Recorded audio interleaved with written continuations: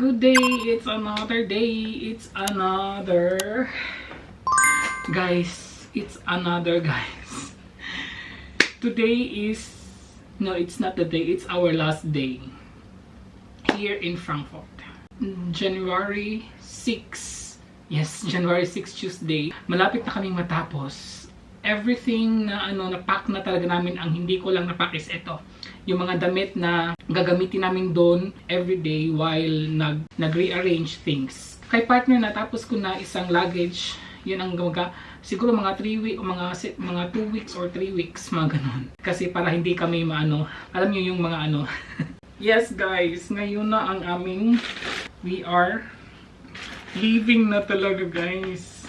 And then mas malamig doon na area guys, kaya ang mga pinapak ko everyday, ginagamit namin is mga ganito. Yan. Kasi importante ito doon. Mas malamig na doon. Hindi na ako makakaganito doon. Yung lang, hindi na guys. Pag summer na lang. Tsaka spring. Ganon.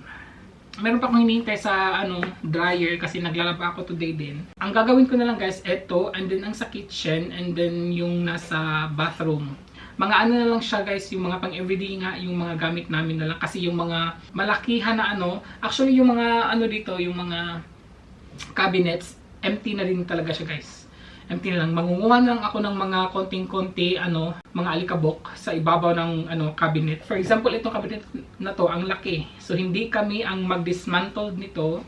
Yung mga pupunta dito bukas ng umaga, 7 AM in the morning. So, umaga kami bukas. Na niya na, di ba? Wala ng mga dito, wala ng mga boxes sa room na to kasi may mga malalaking cabinets. So, kinuha namin yung mga boxes, nilagay namin sa living room. Makikita nyo mamaya ang living room is punong-puno na guys. And then yung aming bedroom, this is punong-puno na siya. Hindi nga kami ang mag-dismantle dito kasi malaki and then ang bigat. So sila na, tapos pagdating dun sa bagong bahay, sila na din ang magbabalik. Ayun, yung mga lang, yung mga malalaking cabinets lang. Mga maliliit is hindi na nila i-dismantle. Parang maglalagay na lang sila ng plastic foil, ganon. Plastic wrap pala. Plastic wrap. Anyways, ayun, nasa na ba ako hindi ko na alam guys. Nawala na si RC. Alam nyo guys, nalilito ako. Kaya nga ayaw kong mag-vlog while gumagawa ng mga ganito guys. Kasi nalilito ako, hindi ko na alam kung anong uunahin ko. Alam nyo yun?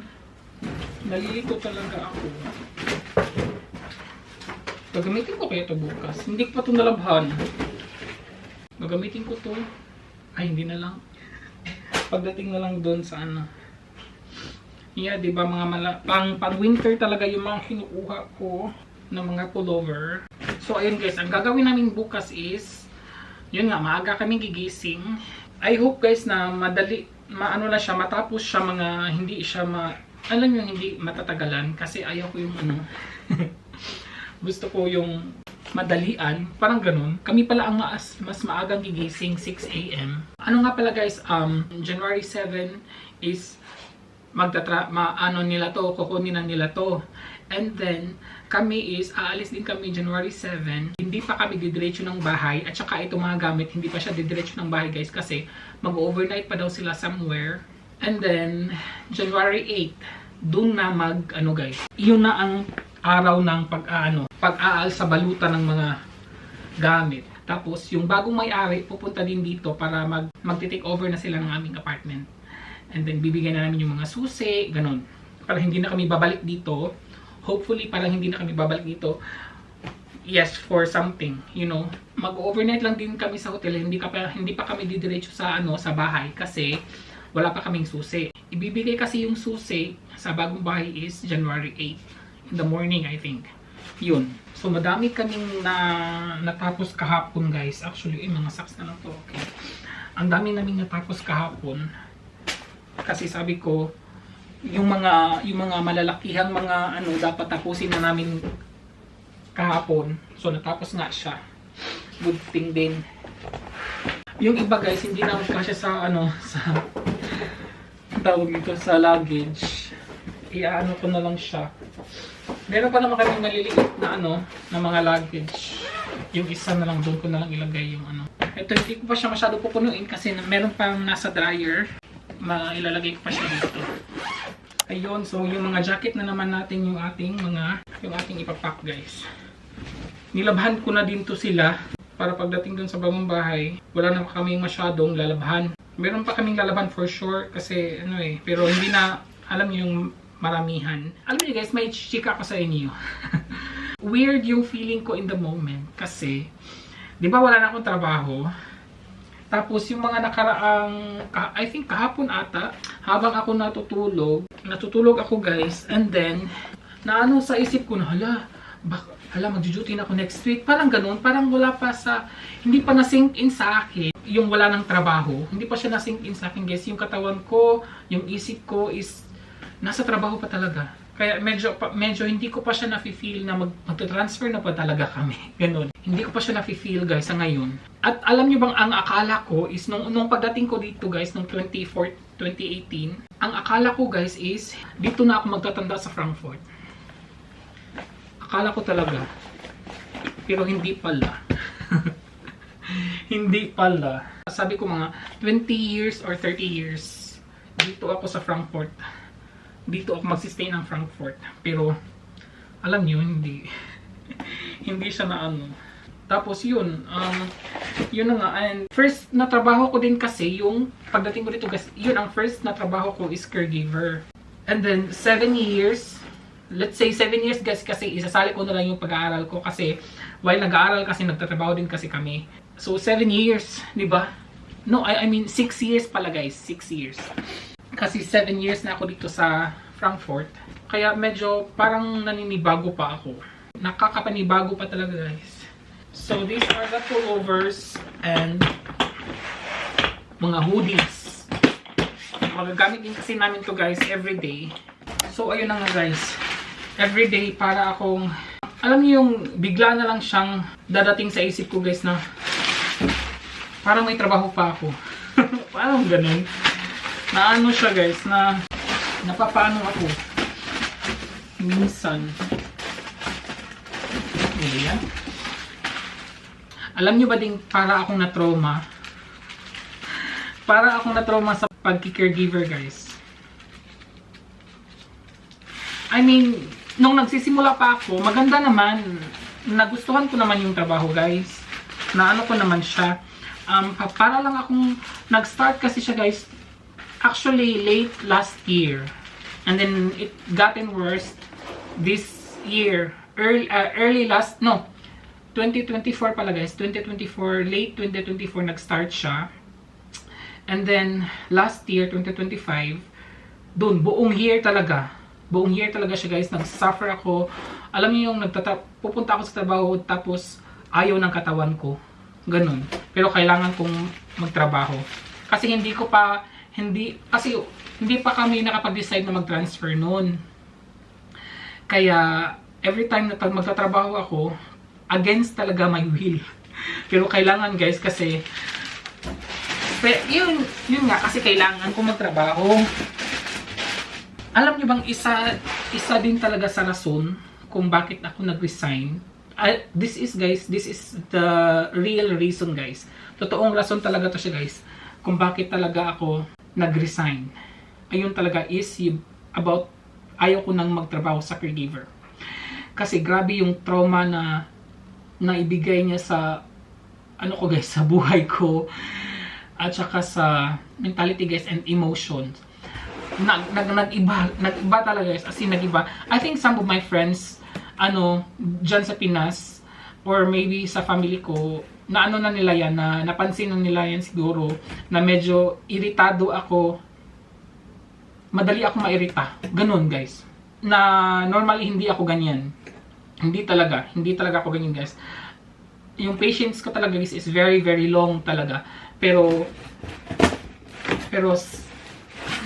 siya guys, iniba ni caregiver yung aking Wala pa kasi akong masyadong yung big reason talaga kaya hindi ako makapag-design. Wala guys, wala. Kaya pinush namin na mag-transfer ng bahay para meron akong malaking rason para makapag-resign. Yes, yan ang totoo talaga guys. Kasi grabe, kahit na alam niyo yung nagtatrabaho ka, tapos pagdating mo dito sa bahay, yung stress ko is dun ko na ipapalabas kay partner. Yun. Naawa din ako sa kanya minsan kasi nasisigawan ko siya. Sinisigawan ko talaga siya. Ang swerte ko lang talaga kay partner kasi siya talaga ang very nagpapaubaya, guys. Talagang as in talaga, very talaga ako sa kanya kasi yun na nga, siya talaga, guys, na talaga ako yun. Minsan ako konsensya ako pero wala akong wala pa akong alam niyo yung kailangan kong magtrabaho, ganun. Tapos kasi guys, ang story kasi niyan, doon kasi sa trabaho, meron kaming pasyente. Actually, lahat ng mga katrabaho is sa kanya. Ang tawag nun, very very patient sa kanya. Ganun. Pero nung unang dating niya doon, ako yung parang ako yung naging, tawag nun? Yung mga tao is parang nawawala na ng pasensya sa kanya. Tapos ako, yung patience ko talaga, guys, is very long. Ganon. And then, ito kasing pasyente na to, guys. Alam niyo yung madam talaga. Yung madam na madam talaga. Parang queen, ganun. Basta, alam niyo yun, guys. Siguro may mga nakaka-relate dito na mga caregiver na hindi talaga lahat ng pasyente is mababait. Ganun. Tapos patience mo lang talaga is ang babasihan mo na kaya mo siya, ganun. Alam niyo yung ganun? So yung time na yun, guys, ako na lang yung parang nagtitiis sa kanya. Dumating sa point na parang yung patience ko is wala na talaga. Talagang nakikipag-away na ako sa kanya. Yes, nakikipag-away na talaga ako, guys. Gabi. May time pa nga, guys, na Deutsch, di ba German, tapos kailangan mong magalit, tapos makikipag-away ka, kailangan mag-German kasi hindi siya nakakapag-English. Ayun, yung nawala na yung ko sa kanya, patience ko sa kanya is talaga nakikipag-away na ako sa kanya. Kasi guys, kasi siya, parang hindi siya satisfied. Well, maiintindihan ko naman siya kasi may sakit nga siya, tapos matanda. Tapos, kailangan nating intindihin kasi nga ganon. Pero, may limit, 'di ba? Dapat may limit, 'di ba, yung pasensya. Yung pasensya is may limit. Pero naubos na din talaga, guys. Ubos talaga yung pasensya ko sa kanya. Nakikipag-away na ako sa kanya. Tapos pagdating dito sa bahay, doon ko na ipapalabas kay partner. Alam niyo ganun. And then one time na yung seryoso talaga yung pag-uusap namin ni partner na ayoko na talagang magtrabaho. I mean, sabi ko gusto ko nang mag-resign. Tapos sabi niya, anong gagawin mo dito sa Frankfurt? Sabi ko, anong gagawin ko dito sa Frankfurt? Ayaw ko pa din naman mag-apply ng bagong trabaho. Sabi ko kay partner, okay. Kaya the whole year talaga, guys, 2025, talaga siya, against my will talaga siya na yung pagtatrabaho ko na lang is, kailangan ko lang siyang gawin para mayroon akong maipadala sa Pinas. Yun na lang siya, guys, kasi otherwise kung hindi ko kailangan mapadala na Pilipinas, matagal na talaga ako dapat nag-resign. Yun, guys. So the whole year talaga, every time nagtatrabaho ako, minsan umiiyak ako, guys. Minsan umiiyak ako kasi ayaw ako na ganun. Alam yung dumating sa point na ayaw ko makita yung matanda. Yes. Dumating sa point, guys, na kasi yung trauma ko sa kanya is grabe.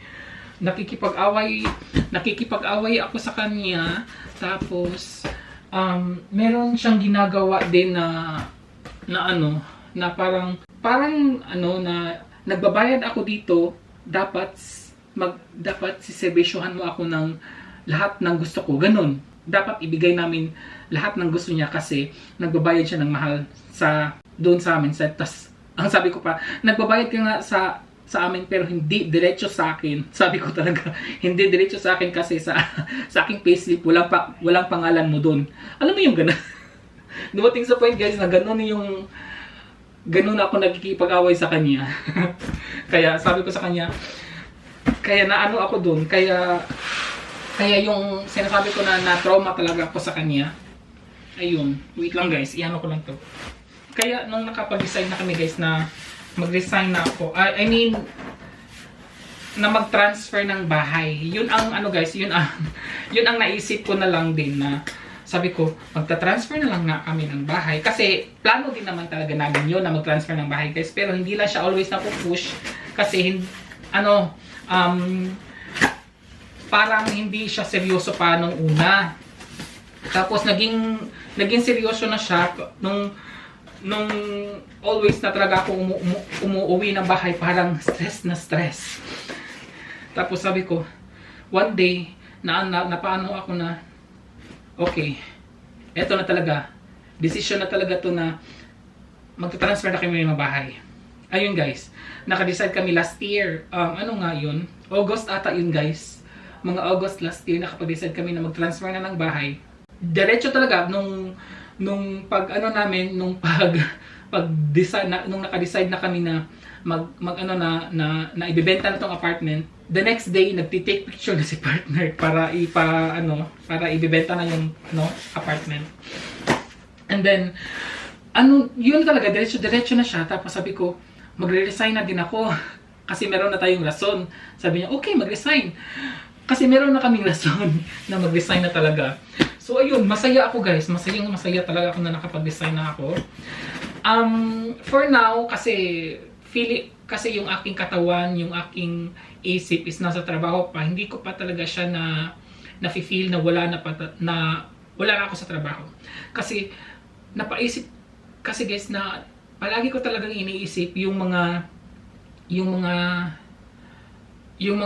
sitwasyon na mga nangyayari doon, yung nagagalit ako, yung nakikipag-away ako sa mga pasyente, minsan na sinisigawan ko na ng mga pasyente. I know this is not advisable, this is not pero meron namang limit guys na hindi naman physical, wala namang physical na mga nagaganap.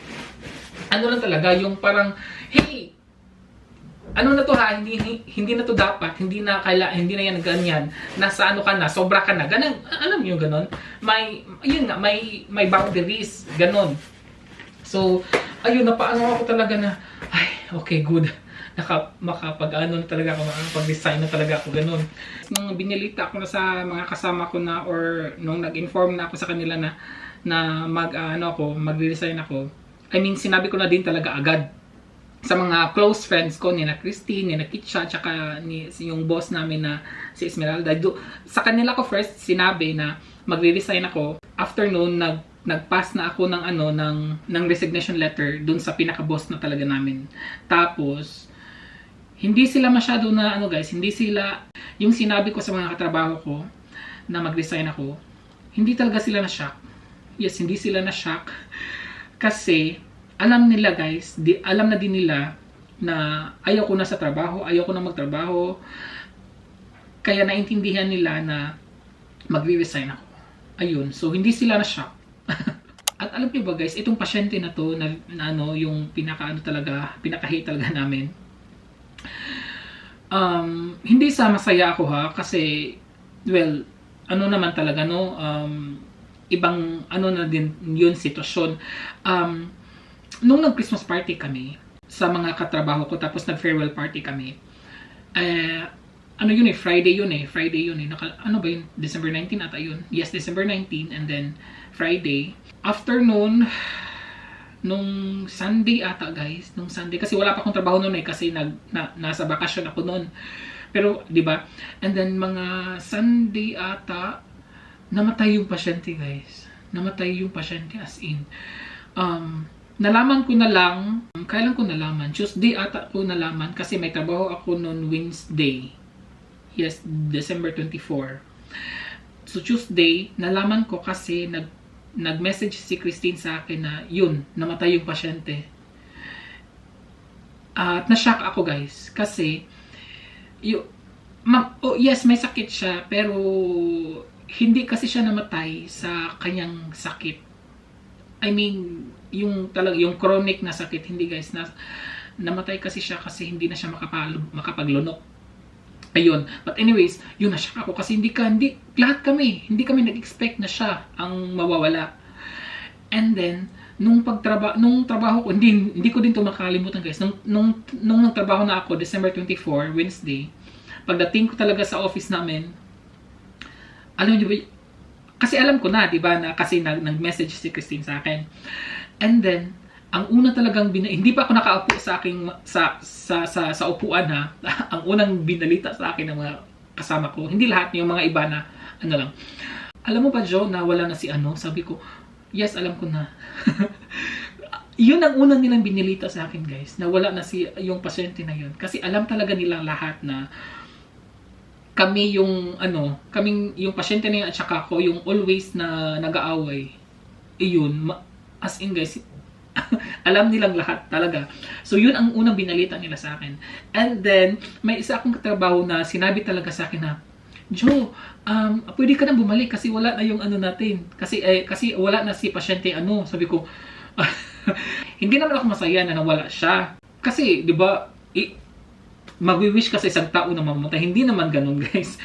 Na-shock lang talaga ako na, I mean, okay, isa siya sa rason kung bakit gusto kong mag-resign. Pero hindi ibig sabihin na gusto ko siyang mawala sa mundo. Hindi na ganun, guys, of course. Hindi naman tayo ganun ka samang tao. So, sabi ko sa katrabaho ko, kung hindi lang kami magta-transfer ng bahay, siguro may chance na babalik ako. Ganun. Siguro guys, may chance na babalik ako. Pero later on, kasi nga meron pa ako nung 5 days na trabaho, di ba? December 24 hanggang December 28. Nung days na yun guys, trinay ko siya. Pero hindi na din talaga ako makakapabalik guys kasi magta-transfer na nga kami. Hindi na pwedeng ibalik yung mga ano kasi wala na. As in hindi na talaga ako pwedeng babalik sa trabaho. Tapos na ano ko nga, inano ko siya guys, binalik ko yung dati na ako na yung ano talaga, pero napag-isip-isip ko guys, yung 5 days na yon, yung last 5 days ko noon, sabi ko talaga, ay hindi na talaga. Hindi na talaga to para sa akin yung trabaho na to. Kahit nawala na yung pasyente na pinakaayaw ko guys, na nagbigay sa akin ng trauma, na nag-ano ako sa kanya ha, nag-say sorry ako sa kanya. Well, I mean, hindi in person, pero of course, di ba, yun, na ako, na napaisip ko na hindi na din talaga. Siguro sa bagong lugar na pupuntahan, sa bagong bahay namin, sa bagong lugar namin, I don't know kung anong trabaho ko makahanap ko dun. Siguro, kung meron. Hindi ko pa din alam guys, kung babalik pa ba ako sa pagki-caregiver. Kasi pwede, anytime naman, pwede naman. Pero ayun nga, depende sa kung ano ang available. Diba? So ayun guys, so sabi ko, hindi na din talaga ako babalik doon sa trabaho ko ngayon. Gusto kong ibalik yung dating ako talaga before na mabait. Mabait.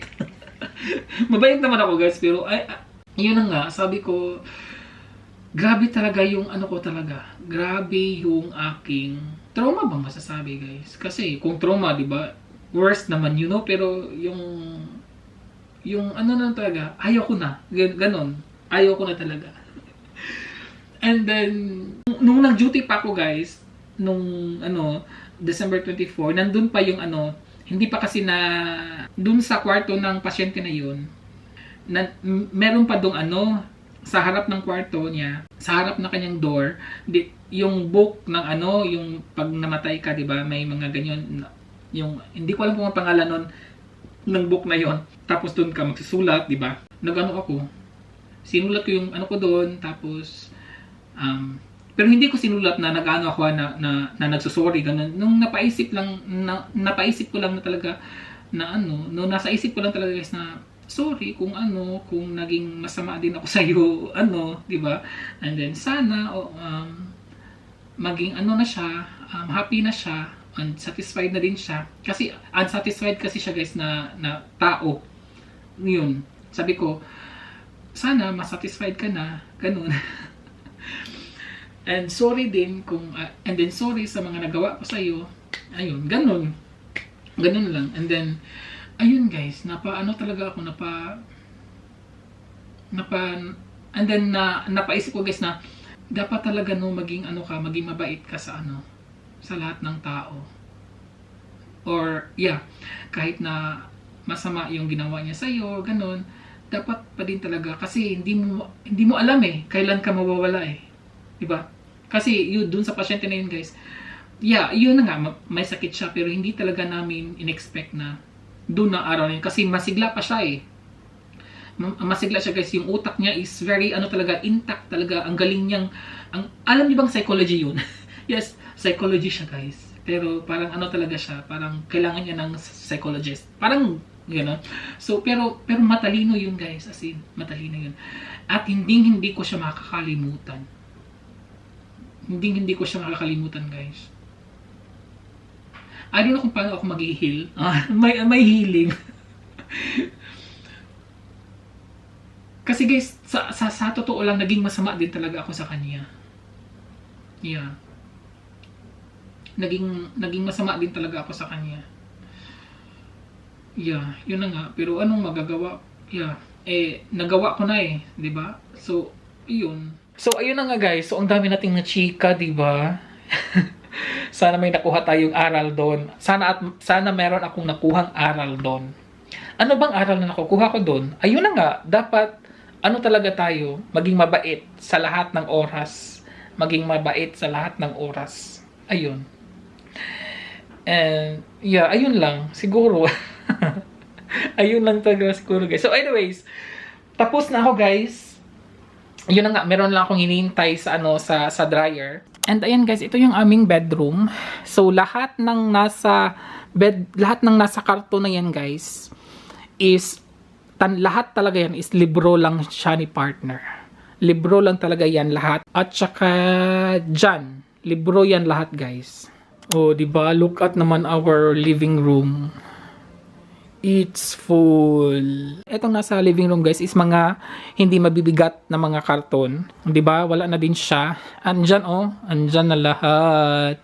So, 'di ba? Kailangan kasing walang karton dito sa area na 'to para hindi sila mahirapang magpasok labas ng mga karton. At natapos din kami, guys. Time check. Ano namang oras? Wait lang, guys. Ano nang oras? Bakit walang wala na pala kami.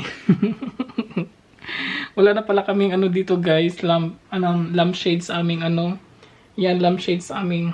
Yan, timetable. Wala na. Kinuha na pala. Pero yan, maiiwan siya. Anong oras na ba? 10:30 PM, guys. At kakatapos lang talaga namin. Natapos na talaga kaming mag-pack lahat na segregate na namin. Look at our living room, punong-puno na siya. Yung first na kukunin nila, guys, is yung nasa bedroom namin kasi yun ang pinaka mga mabibigat. Anyways, kakatapos ko lang maligo, guys, kasi hindi na kami magtatambay sa living room kasi yung aming TV is naka-unplug na yan, naka-ready na yan for tomorrow's transfer. So mag-watch kami ng TV sa bedroom. Kasi yung TV doon hindi pa namin siya maliit lang naman siya na TV. Sa bathroom, guys, ready na din lahat pero hindi na ako pupunta doon kasi si partner naliligo. Naliligo kami today, guys, tonight, para tomorrow hindi na kami maliligo kasi early tomorrow kasi kami gigising 6 AM siguro. And then para diretso na kami, so wala na talagang para bukas hilamos na lang. Ngayon ko lang siya napagtanto, guys, na last night ko na pala dito sa apartment namin. Oh my god, after 7 years, I did not really expect na magta-transfer kami, guys. But you know, we never know talaga sa mga coming na mangyayari sa buhay natin, di ba? That's why enjoy life and always be good. Di ba? Parang ganun. Anyways, guys, ayun lang siya. Ang mangyayari bukas, guys, ayun nga, maaga kaming gigising. Tapos 7 AM, andito na yung mga magbubuhat ng mga gamit. And then after that day, guys, siguro tomorrow afternoon, pupunta din dito yung bagong may-ari ng apartment. Pupunta na siya dito kasi ibibigay na namin yung susi para hindi na din kami pabalik-balik dito. So, ayun. And then, after that, diretso kami dun sa hotel na malapit dun sa bagong bahay. Kasi nga, wala pa kaming susi. So, mag-hotel muna kami for 1 night. And then, January 8, dun na kami, guys. So, ayun na siya. Excited na, ewan ko. I-close na natin yan kasi hindi na kami ano dyan sa bedroom na kami guys. So ayun guys, para akong na ano, mamimiss ko ba kaya? Yes, of course, mamimiss ko to guys kasi nga, as I've said, nung pagdating ko dito, akala ko is dito na ako magtatanda. Pero, di ba? Pero di ba hindi pala. Anyway, so ayun lang guys. Pagod na talaga ako. Mag-edit sana ako pero I don't think so. Talagang masakit yung katawan ko. Ang dami naming binuhat today kasi kailangan talaga siyang malinis. So ayun guys, pag nakita niyo itong vlog na to, next upload natin, nandun na tayo sa ating bagong bahay. Ayun po, I'm excited na ako. Ano kayang mangyayari natin doon, no? At ano kaya mga vlog na magagawa natin doon? Anyways, ano na lang tayo, be ready for what happened there, di ba? Kasi choice natin to eh. Anyways guys, thank you for watching. Matutulog na talaga kami guys. I hope you enjoy watching our vlog for today and I hope everyone is okay. I hope everyone is safe and healthy. And please don't forget to like and subscribe. Ingat po. Until the next everybody. Cheers!